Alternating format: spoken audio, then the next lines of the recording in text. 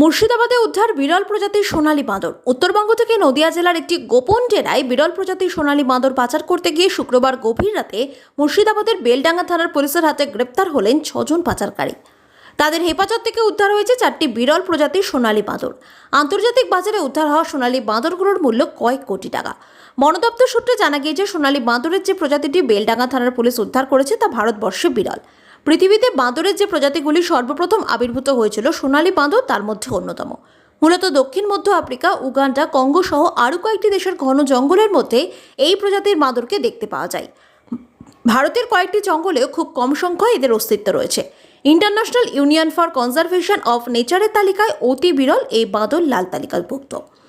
এর পাশাপাশি ভারত সরকারের বন দপ্তরের শিডিউল 1 নম্বর তালিকায় রয়েছে সোনালী বাঁদর। বেলডাঙ্গার এসডিপিও উত্তম কুমার গড়াই বলেন, শুক্রবার গভীর রাতে গোপন সূত্রে খবর পেয়ে বেলডাঙ্গা থানার পুলিশের একটি দল ভাবতা রেলগেটের কাছে দুটি বেসরকারি গাড়িকে আটক করে। এরপর গাড়ি দুটিতে তল্লাশি চালাতেই সেখান থেকে উদ্ধার হয়েছে বিরল প্রজাতির 4টি সোনালী বাঁদর।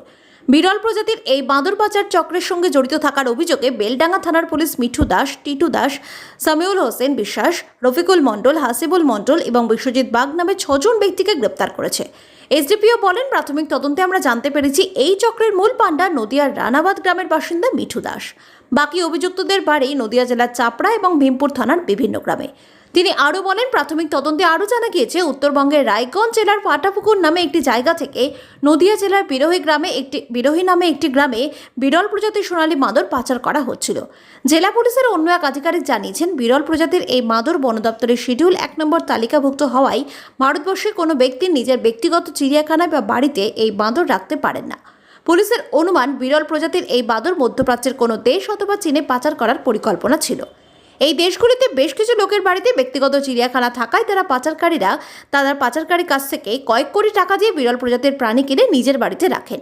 এর পাশাপাশি পুলিশ আধিকারিকেরাও আরও জানতে পেরেছেন, সোনালী বাঁদরের দেহের কিছু অঙ্গ প্রত্যঙ্গের সঙ্গে মানুষের দেহের অঙ্গ প্রত্যঙ্গের কিছু মিল থাকায় বেশ কিছু দেশে এই সমস্ত বিরল প্রজাতির প্রাণীকে নিয়ে গোপনে গবেষণা চালানো হচ্ছে। তাদের কারো হাতে বিরল প্রজাতির প্রাণীগুলি পাচারকারীরা তুলে দিতে পারতেন বলে পুলিশের অনুমান। এসডিপিও জানিয়েছেন, ধৃতদের মধ্যে একজনের 10 দিনের পুলিশ হেফাজতের আবেদন করে আজ বহরমপুর আদালতে পেশ করা হচ্ছে। ইতিমধ্যেই বিরল প্রজাতির এই বাঁদরের উদ্ধারের ঘটনা বন দপ্তরকে জানানো হয়েছে। পুলিশ সূত্রে খবর, কোর্টের নির্দেশনামা আসার পর উদ্ধার হওয়া বিরল প্রজাতির বাঁদরগুলিকে কোয়ারেন্টাইন পিরিয়ডে রাখার জন্য আলিপুর চিড়িয়াখানায় পাঠানো হবে। এরপর সেখানে নির্দিষ্ট সময় কাটানোর পর তাদেরকে আসামের মানস জাতীয় উদ্যানে ছেড়ে দেওয়া হবে। কালকে রাত্রেবেলা আমাদের বেলডাঙ্গা থানার বেলডাঙ্গা কাছে একটা ইনফরমেশন আসে যে নর্থ বেঙ্গল থেকে দুটি গাড়িতে কিছু শিডিউল্ড 1 অ্যানিমেল, এটা গোল্ডেন মাঙ্কি, সেটাকে কিছু দুষ্কৃতী তারা স্মাগলিং করে আমাদের বেলডাঙ্গা থানার যে NH যেটা আছে NH-12 দিয়ে সেটাকে স্মাগলিং করে নিয়ে যাচ্ছে। তো সেই ইনফরমেশনের উপর বেস করে আমাদের পিসি অফিসার সুদীপবাবু ভাবতা রেলগেটের কাছে তাদেরকে দুটো গাড়িকে ডিটেন করে এবং গাড়ি দাঁড় করানোর পরে গাড়ি সার্চ করে দেখা যায় 4টি গোল্ডেন মাঙ্কি, যেটা বেসিক্যালি শিডিউল 1 অ্যানিমেল, এন্ডেঞ্জার্ড অ্যানিমেলের মধ্যে পড়ে, সেগুলোকে আমরা রিকভার করি এবং তাতে 6 জনকে অ্যারেস্ট করা হয়েছে এবং 2টি গাড়ি বাজেয়াপ্ত করা হয়েছে। এবং আমরা ফরেস্ট ডিপার্টমেন্টের সাথে যোগাযোগ করেছি, সেটা আমাদের রেঞ্জার বহরমপুরের রেঞ্জার উনি আসছেন, উনি সেগুলোকে ওনার হাতে সেফ কাস্টডি দেওয়া হবে। আর 6 জনকে আমরা অ্যারেস্ট করেছি, তার মধ্যে একজনকে আমরা পিসিতে নিয়ে আসবো, যে মেন এদের মধ্যে স্মাগলিং এর আগেও এইরকম স্মাগলিংয়ের সাথে যুক্ত ছিল। তার নাম হচ্ছে মিঠু দাস, বাড়ি হচ্ছে রানাবাদ, এটা আপনার নদিয়া ডিস্ট্রিক্টের মধ্যে পড়ছে।